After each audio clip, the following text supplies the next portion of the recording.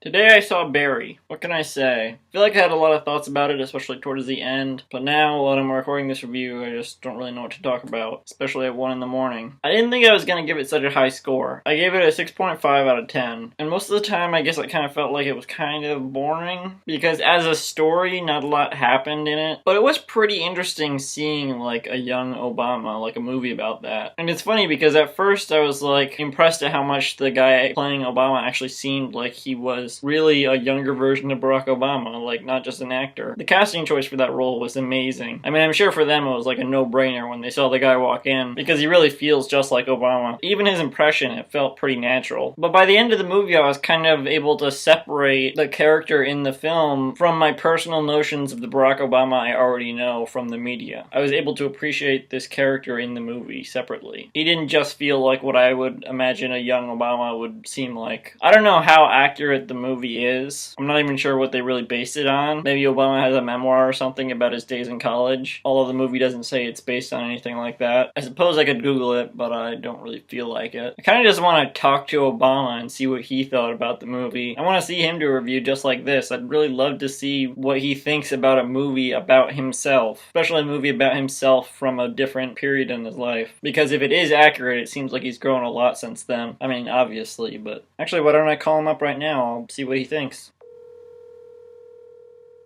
Hello? Hey, Barack.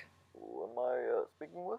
Yeah, this is Ryan. Yeah, right. Yeah, right, yeah. Anyway, I just saw Barry, the movie that's supposed to be about you when you were in college. Have you seen it? What do you think about it?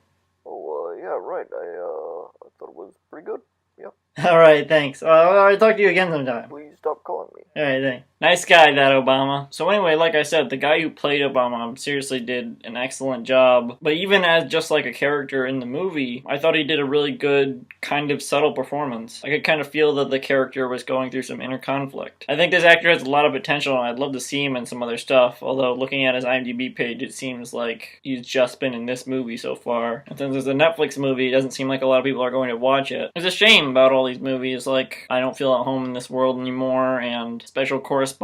Like, these are some really good movies, but I don't know, I've never heard anyone say anything really about a Netflix original movie, which is weird because Netflix is this huge platform, and their shows are really successful, like Stranger Things and House of Cards and Orange is the New Black, but I've really never heard anyone say anything about the movies. I'm hoping that'll change soon with some of their bigger releases, like they have like a Will Smith movie coming up, and the one with Jason Segel seems like it has a little bit of hype around it, so maybe that'll get people to start watching some of the movies. I don't know, it seems weird to me that their movies seem to fly under the radar, especially since they release one like every week. They just released one today. It was like, I think, The Most Hated Woman in America, so I'll watch that one soon. I don't think it helps that they all seem to be treated like TV movies. Like every Netflix original movie I've seen has a TV rating, like TVMA or TV-14 instead of R, PG-13 or PG, which makes them seem like they're not real movies. Like they're just TV movies, like they don't count. And I think sometimes in some ways with the production quality they kind of feel like TV movies, like Coin Heist or Dieter and Lenny Rob a Train. Especially True Memoirs of an International Assassin, that movie felt really cheap. And like they can make it work, like I think Special Correspondence made it work, even though that did feel a little cheap. I think they still made that movie work with the budget they had. And weirdly enough, like every Netflix original movie or TV show I've seen seems to have this weird quality that's like the same throughout all of them, where it just feels extra like staged, I guess. And it's easy to ignore, and I think that's why it doesn't really matter and a lot of people haven't noticed. But I do feel like there's something there where they all feel the same in some way. I don't know if it's the lighting or the sets or the editing or whatever, but it's something there. It just feels the same in all of them. Yeah, I guess that's all I'll say about it. I don't know if I'd particularly recommend it because it is kind of slow and there's not a lot to it, but if you want to see a movie about a young Barack Obama, then this is pretty good.